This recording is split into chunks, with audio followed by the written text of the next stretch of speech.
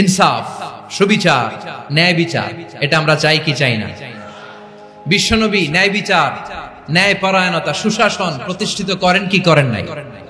আপনারা বিশ্বনবীর সিরাত যারা পড়েছেন, আপনি দেখবেন বিশ্বনবীর সিরাতের পরতে পরতে, বাকে বাকে, সিরাতের বাকে বাকে এই আদালতের নমুনা মেলে। সুবহানাল্লাহ বলেন। ছোট্ট একটা নমুনা রাসূল সাল্লাল্লাহু আলাইহি ওয়াসাল্লামের আসিরা আল আতরা থেকে ছোট্ট একটা আপনাদের খেদমতে এখানে উপস্থাপন করি। বিশ্বনবী সাল্লাল্লাহু আলাইহি ওয়াসাল্লাম মক্কা বিজয় করলেন ৮ম হিজরিতে। মক্কা বিজয় শেষের দিনই কয়েক সপ্তাহ মক্কাতে অবস্থান করলেন। ইন দ্য মিন টাইম মক্কার একটা ভেরি প্রেস্টিজিয়াস এন্ড ডিগনিফাইড ফ্যামিলির নারী চুরিতে ধরা পড়ল। কিসে ধরা পড়ল? আমাদের সমাজে আসেনি এটা? আছে?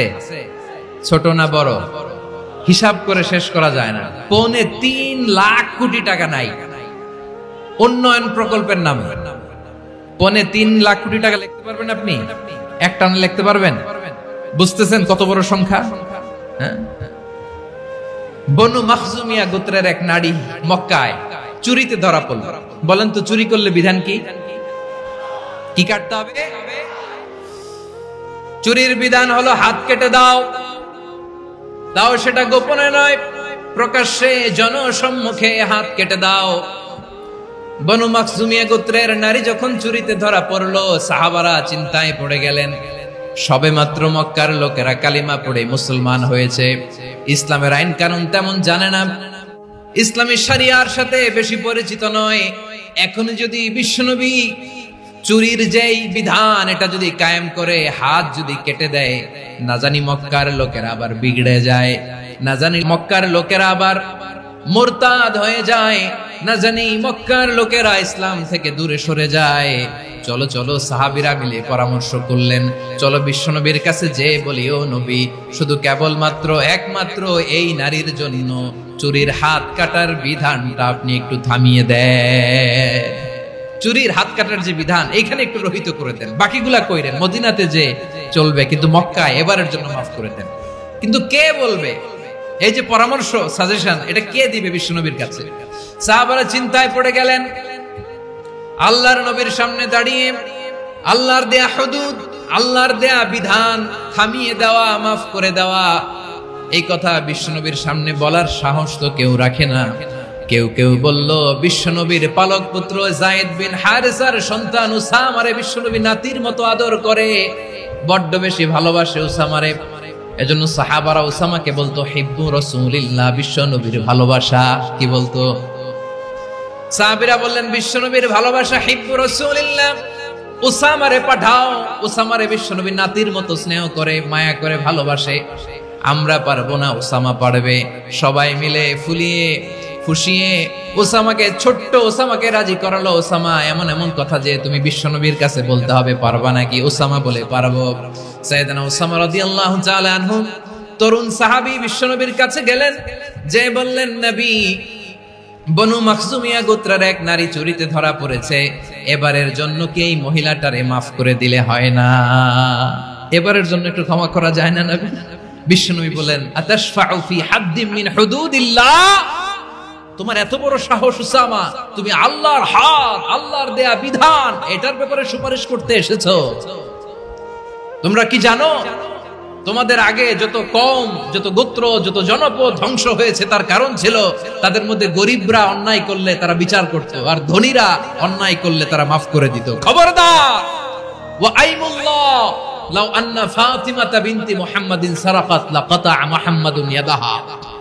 বিশ্বনবী বললেন, ওরে ওসামা, বনু মাখজুমিয়ার ওই প্রেস্টিজিয়াস এন্ড ডিগনিফাইড ফ্যামিলির মেয়ে তো দূর কি বাত, অনেক দূরের কথা। জেনে রেখো ওসামা, আমার কলিজার টুকরা নয়নের পুটুলি ফাতেমাও যদি মক্কার জমিনে আজকে চুরির দায়ে ধরা পড়তো, আমি বিশ্বনবী মুহাম্মদুর রাসূলুল্লাহ ধরে ফাতেমার ডান হাতটা কেটে দিতে এক বিলম্ব দেরি করতাম না। ইন্নাল্লাহা ইয়া'মুরু বিল আদল, আমাদেরকে জাস্টিস শিখায়।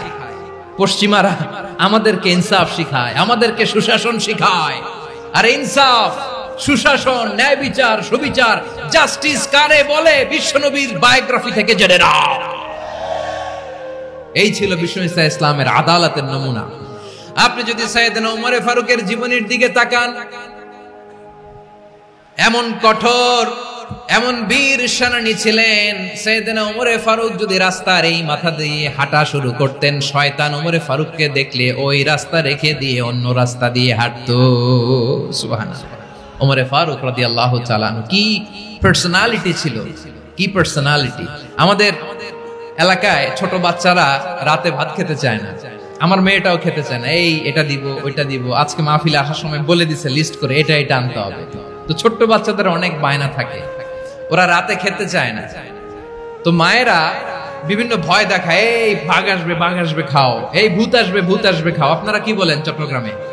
ভূত, ভূত, ভূত আসবে, বাঘ আসবে, খাও খাও খাও, তাড়াতাড়ি খাও। তো বাচ্চারা এগুলো শুনে ভয়ে খেতে শুরু করে।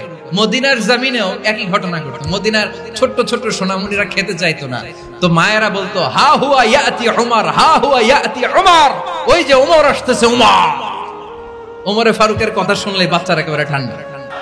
প্রভু তুমি বলেছ রাসূল দেবে না, বলনি দেবে না উমর, বলনি দেবে না হামজা তারি, খালিদ বিজয় সমর। প্রভু তুমি বলেছ রাসূল দেবে না, বলনি দেবে না ওমর, বলনি দেবে না হামজা তারি, খালিদ বিজয় সমর। প্রভু তুমি বলেছ রাসূল দেবে না। আল্লাহু আকবার। ওমর ফারুক রাদিয়াল্লাহু তাআলা আনহু, ওনার কথা শুনলে গায়ের মধ্যে গুজবাম হয়, গায়ের পশমগুলো দাঁড়িয়ে যায়। সুবহানাল্লাহ বলেন। কি পার্সোনালিটি ছিল, কি ব্যক্তিত্ব ছিল। মুনাফিকরা ওমর ফারুককে জমের মতো ভয় পেত। শয়তান, খুদ শয়তান এই রাস্তা দিয়ে আসলে শয়তান অন্য রাস্তা দিয়ে হাঁটত। ওমর ফারুক রাদিয়াল্লাহু তাআলা আনহুর জীবনে যদি দেখেন, তাহলে সেখানে আপনি আদালতের, ইনসাফের, সুশাসনের, জাস্টিসের নমুনা দেখতে পাবেন। কয়টা শুনবেন? সাইয়েদনা ওমর ফারুক রাদিয়াল্লাহু তাআলা আনহুর সন্তান আব্দুর রহমান মিশরে মদ খেয়ে মদ্যপ অবস্থায় ধরা পড়েছে। মদ খাওয়ার কারণে, মদ যদি কেউ পান করে আর যদি প্রমাণিত হয়, তার বিচার হলো 80 বেত। আওয়াজ করে বলেন কয় বেত? বাংলাদেশেও তো এই আইন আছে নাকি? বাংলাদেশে আছে? হ্যাঁ, মদ খাইলে 80 বেত, এই আইন বাংলাদেশে চালু হোক, আমরা চাই কি চাই না? একেবারে সহজ, পানির মতো সহজ হিসাব, একেবারে সহজ।